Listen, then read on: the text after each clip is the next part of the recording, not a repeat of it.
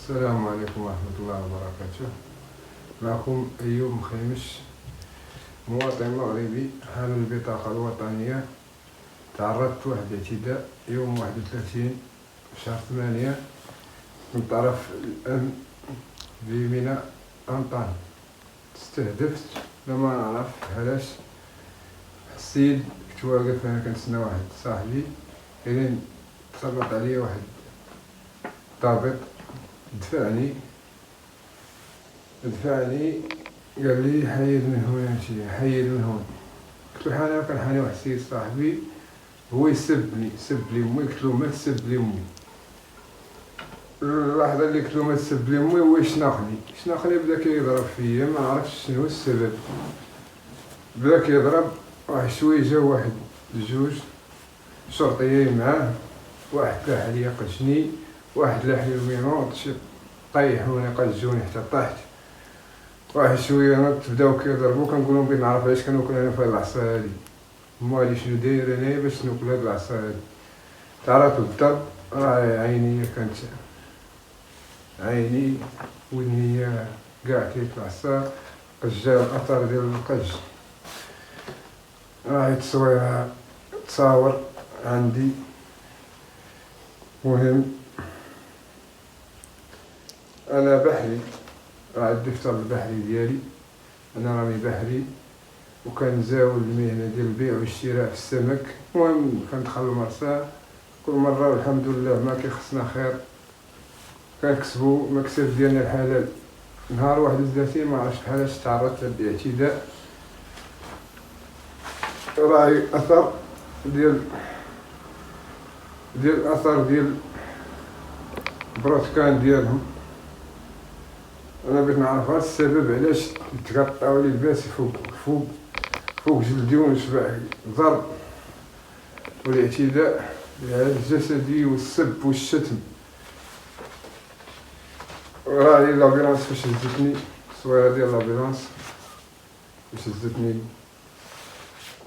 راه الوثيقه باش هزتوني لابيلانس جوج مرات. المره الاولى فاش كريت في العصا، والمره الثانيه كنت سخفت، وقع لي واحد ما عرف بحالاش طحت سخفت فاش هزتني لابيلانس. ومشيت للسبيطار تعالجت، تلقيت الاستشفاء. غير شنو نقول لك، خلصت على حساس باش نشد الشهاده الطبيه، غير ما تعطات لي فيك نهار الاطباء هادو ما فهمتش انا داكشي اللي وقع ليا بحالاش.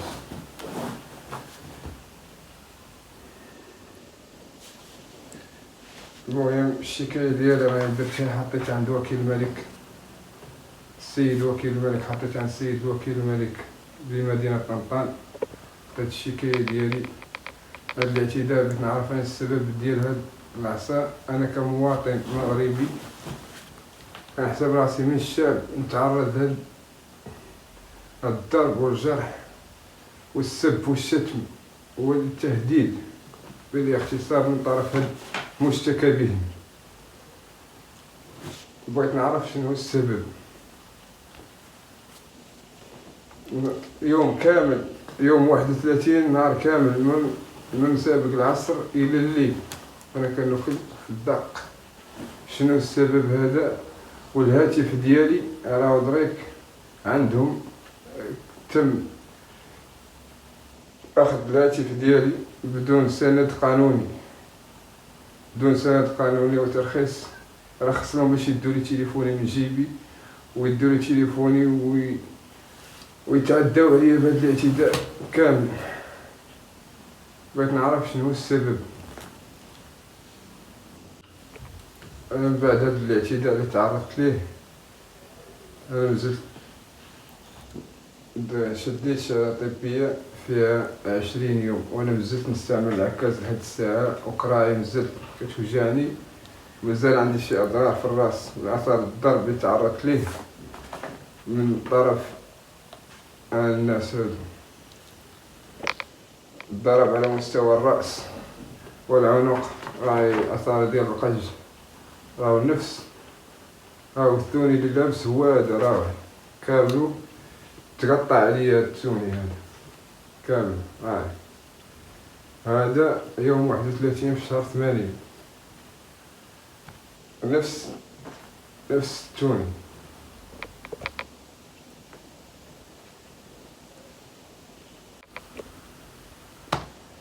من بعد ملي ضربوني امام الملأ في المرصى، تم اغتيالي الى مفوضية الشرطة الباب.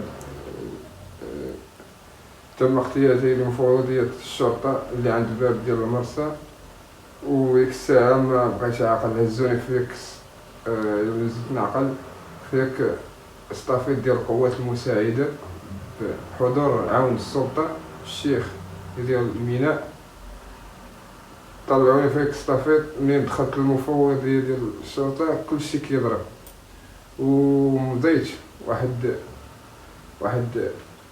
المحضر اللي ما كنطلب على المحتوى ديالو، ما خلاني نقرا المحتوى ديالو، وبداو كيخبطوا. كنقولوا بغيت نقرا غير المحتوى، يقول لي لا ما تقراه، كيخبط ويسب مولي. انا نخجل كاع نقول هذاك الكلام اللي كانوا يقولوا.